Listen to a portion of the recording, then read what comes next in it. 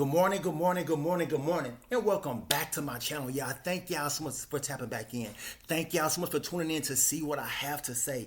I promise y'all, man, this truly means the world to me, okay? And with that being said, you know what we're talking about. We're talking about Quant Network. Y'all, this company, it's absolutely amazing. The things that they are facilitating around the world is spectacular. And it's like no one sees it. It's like there's an arm and an arm and an arm and an arm and an arm going all these different ways and all leading back to one entity, the overledger. And it's like nobody is catching on to this, but hopefully you're getting some type of value from what I'm bringing to you. And I hope you appreciate the videos because I'm going to keep them coming. So here we go. Another one. Okay. So of course we know that legacy systems, they have to either adapt to new technologies or get left behind and become a thing of the past, okay? It's happened so many times in our lifetime in so many different ways. Peep this. Follow me for a second before we get into the first video. You had a global conglomerate, Blockbuster. Blockbuster was humongous, okay? You had a new startup, innovative thinking company saying, hey, a Netflix, Blockbuster, hey, we have an idea. Why don't we start, in addition to what you're doing, also start mailing movies? Blockbuster, those tongue twisters, said, nah, we got this. We got our customers like our experience. They like coming in, they like shopping, all of those things. Nah, we good on what you talking about.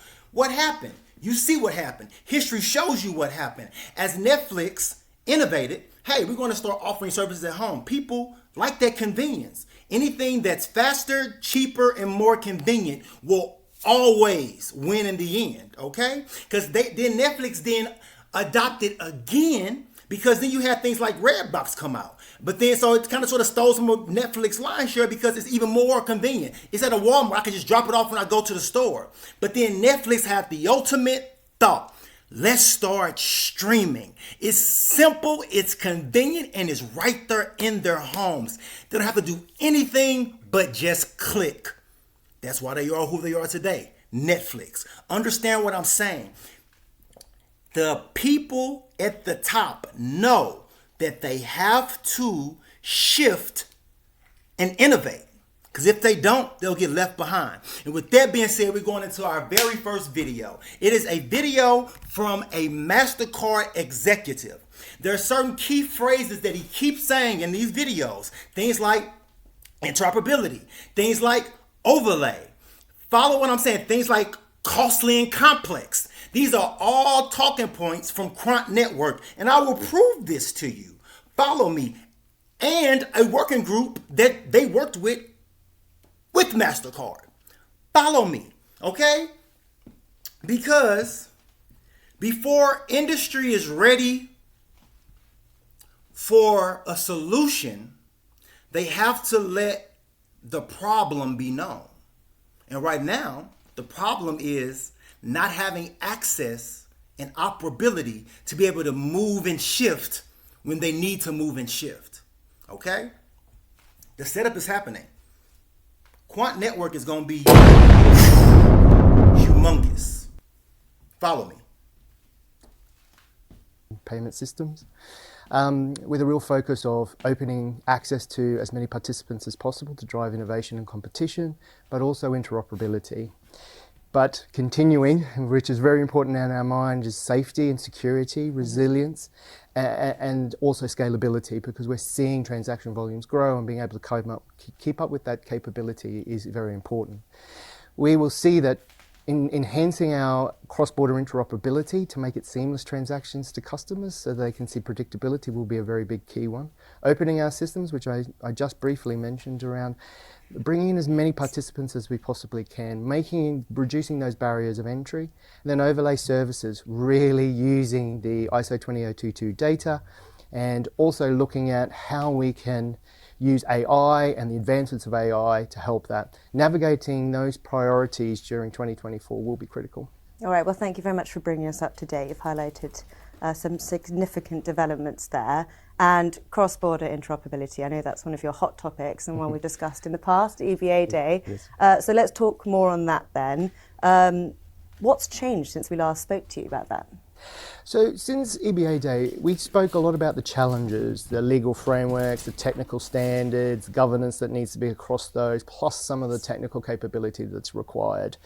We've seen bilateral agreements between Singapore and Malaysia come out to the industry, also with Hong Kong and Thailand. But the real focus with interoperability across cross-border payments will be really standardizing those legal frameworks, the capability that we bring to the market from a MasterCard perspective, because we operate in those spaces around the technical, operational procedures that you would need, but also giving the transparency and predictability of cross-border transactions. So to the customer on the street, it's seamless. We've aligned ourselves to the G20 roadmap, and we continue to focus on the MasterCard with the 13 markets that we operate in today. We think we can really help set those legal frameworks, move towards standardizing that cross-border capability and making the customer on the street have a seamless cross-border transaction. We're also looking at it from a direct... So listen. It's crazy. How many times did you hear that person say interoperability? Both him and the interviewer. How many times did you hear so many key talking points that Mr. literally Gilbert Verdian says verbatim? And I promise you, you keep following me on this video, I'm going to show you an older video of Gilbert talking about how they fixed these things years ago. And then I'm going to show you a more current video that was released last summer, literally saying, hey world, here is the solution. Follow me on this. I promise you, you won't be sorry. But I have another video from the guy from Citi. Just keep listening. Listening to the verbiage that he's saying. It's absolutely crazy. Capability and making the customer on the street have a seamless cross-border transaction. We're also looking at it from a directory perspective as well, the capability to allow directories to talk to each other that would not normally be able to speak to each other. That is a great capability that we're seeing lots of demand in the industry about, because that is a common problem to every customer on the street. Sure, so you've highlighted the priorities there. I'm assuming they're just as important to tackle as each other. And what's your forecast there? So, look, my forecast is interoperability will be the key. Standardizing how scheme operators and payment systems talk to each other will be the key opportunity in 2024. I also see that if we bring in the other two priorities that we were just talking about, you'll start to see that overlay services and the value-added services will become very key in driving down fraud and providing data to operators, customers to be able to stop illicit transactions, stop account takeovers. If we just talk about open access really quickly, one of the things is it's really costly and complex to be part of a real-time payment system. Bringing down those barriers, opening up to participants, to a number of different types of participants, not just bank entities, gives more competition and it drives innovation. We're starved of innovation in the industry around what we can bring to the customer on the street, that it just streamlines those payments. All right, thank you, Paul. And you've touched on what MasterCard are working on a bit already, but I'm interested to hear what you're going to be working on going into 2024. So just touching back on the three So listen. Follow me on this. So you have institutional players. Listen to his verbiage. Listen to what he's saying. Hold on, my dogs are going a little crazy right now. Horace, leave him alone. Stop bullying him. Come here. Sorry, y'all. It's okay, baby. The big one bullies the little one. Sorry. Anyway, with that being said, listen, institutional players like MasterCard, keywords, interoperability, being able to facilitate transactions easily, securely, going back to what? SATP. Follow me what I'm telling you when I'm telling you, okay? So my next video is going to be Gilbert Verdian, okay? It's an older video from Gilbert, but listen to what he's saying. He's going to tie the healthcare industry into all of this. He's going to tie the interoperability protocols into all of this. He's going to tie TC307 into all of this. Follow me. Y'all, it's happening right now. and nobody is paying attention. Did you follow me? We kind of worked this out in the use case when I was at the Department of Health. So I was responsible as a CISO. So I was responsible for the safety and security of everyone's patient data. And so we had a really big interoperability issue with data sources being all over the place and across different jurisdictions. And this was in e-health, connecting healthcare. And the challenge was really easily solved with blockchain. So I thought, this is really good. We can use blockchain because it can solve a real world use case. And so the idea of Overledger was, let's not change the underlying blockchain because there's 5 versions, there's 500 versions. It kind of doesn't really matter. And it's too political. You try and go and fork one of the blockchains, it's going to take years of effort and work, and you're not going to get the best outcome if you do that.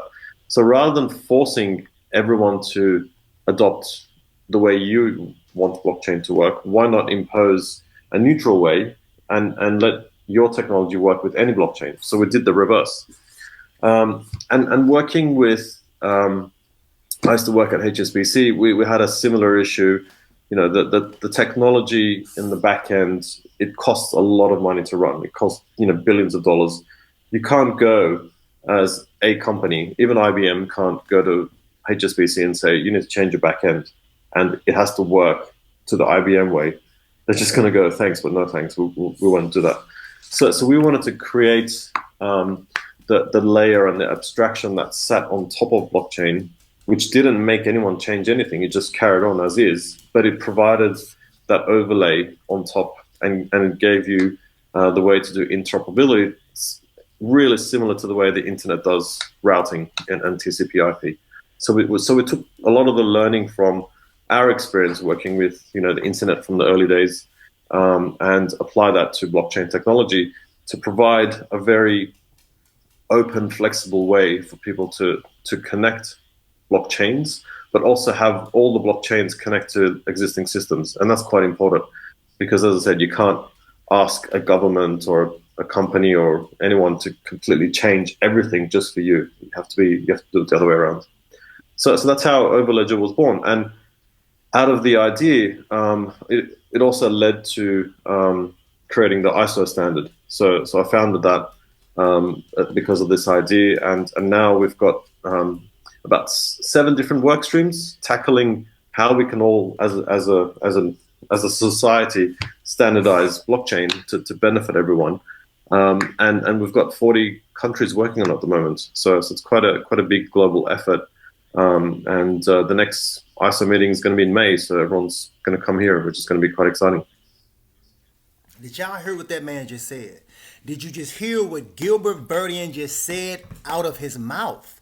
Literally, everything that I've been saying, he's telling you. But this was literally like 2017, 2018. This is when he said it to. This is when he was saying it to people who would listen, because he truly has become literally the next layer of the internet. Follow me, because last summer there was a release from Quant Network. It was a huge release. Maybe you heard about it, maybe you didn't. It was truly the launch of Overledger. That is the layer of internet that I have been talking about all of this time.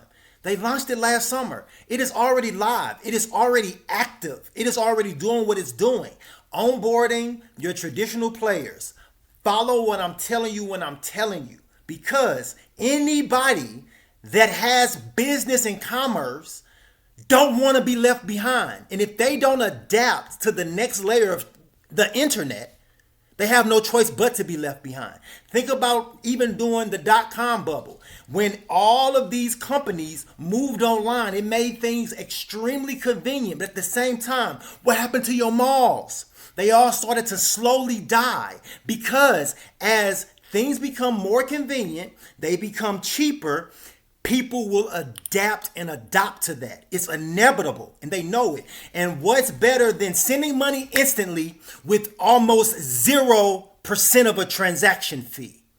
Follow what I'm telling you. And I'm not just talking about for your big boys, because yes, initially, They will start with your institutions, but after a few years of those institutional dollars being rolled out via your CBDCs, what comes next? Your retail. Follow what I'm telling you. It's already designed, it's already a plan, and it's already in place. Follow me, okay? So with that being said, this was the news article from the Quant Network the day of the release of Overledger. It was June 27th, 2023. Okay? Follow me. There was a video that was also released during that launch of Overledger.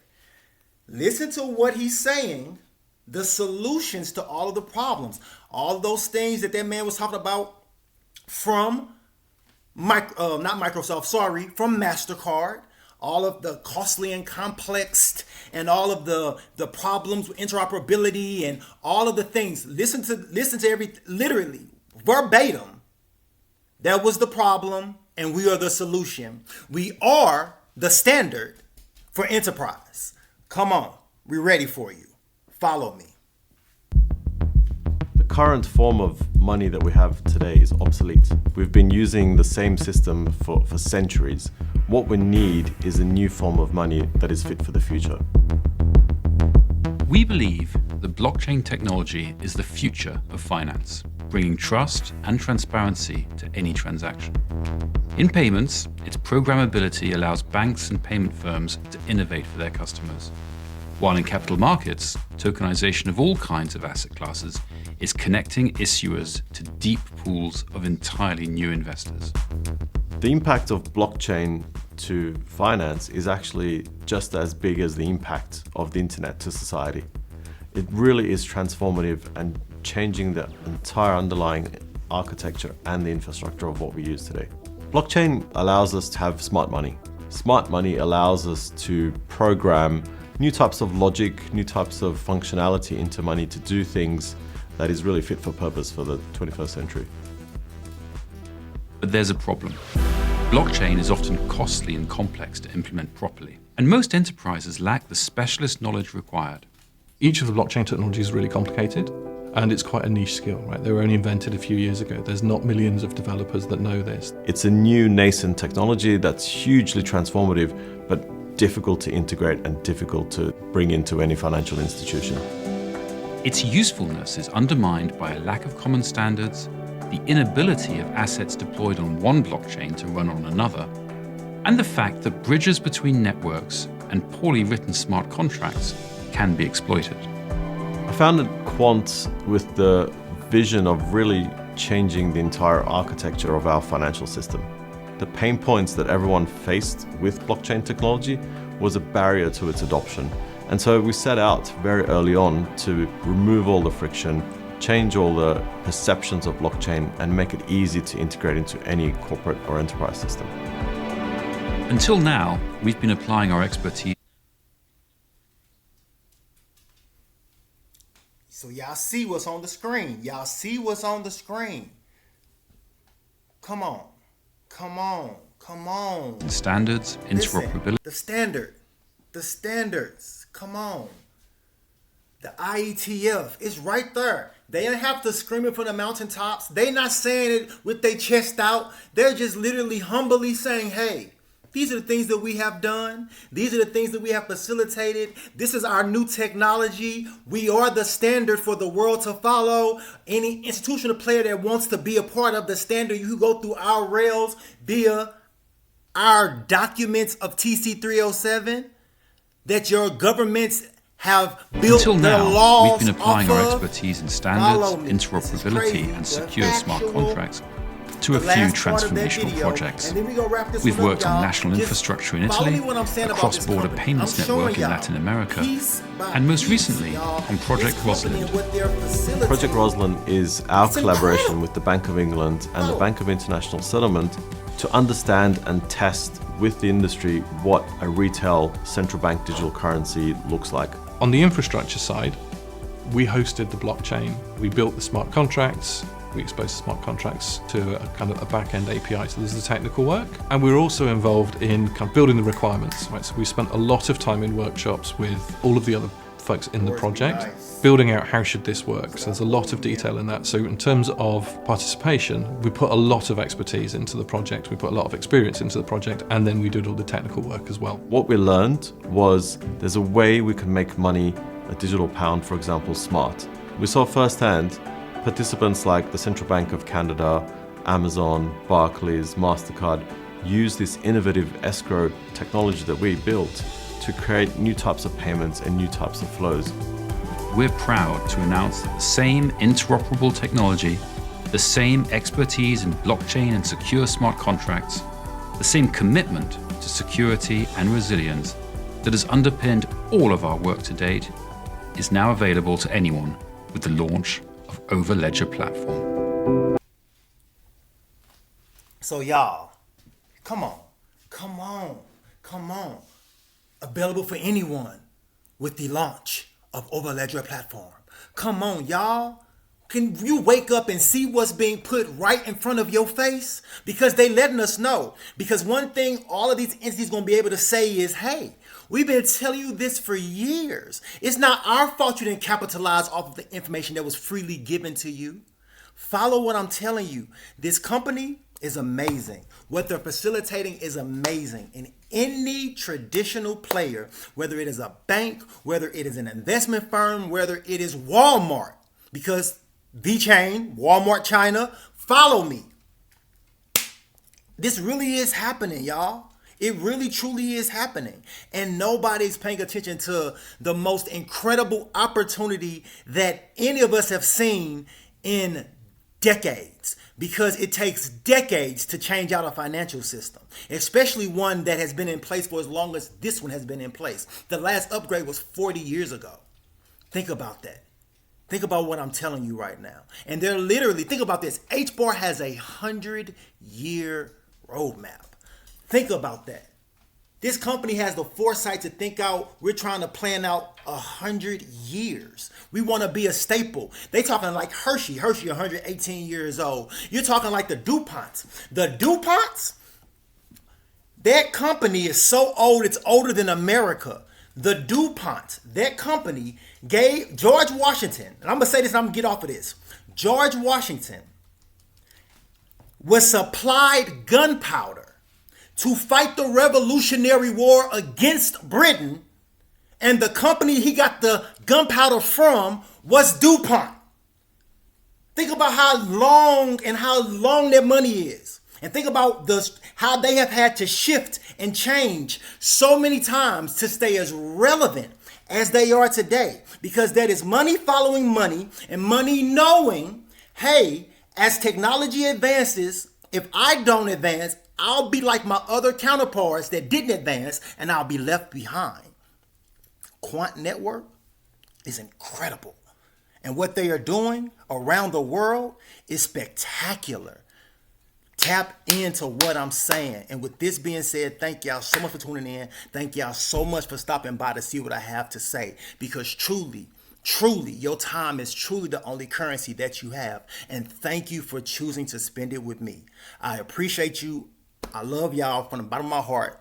Thank you. Until next time. Peace out.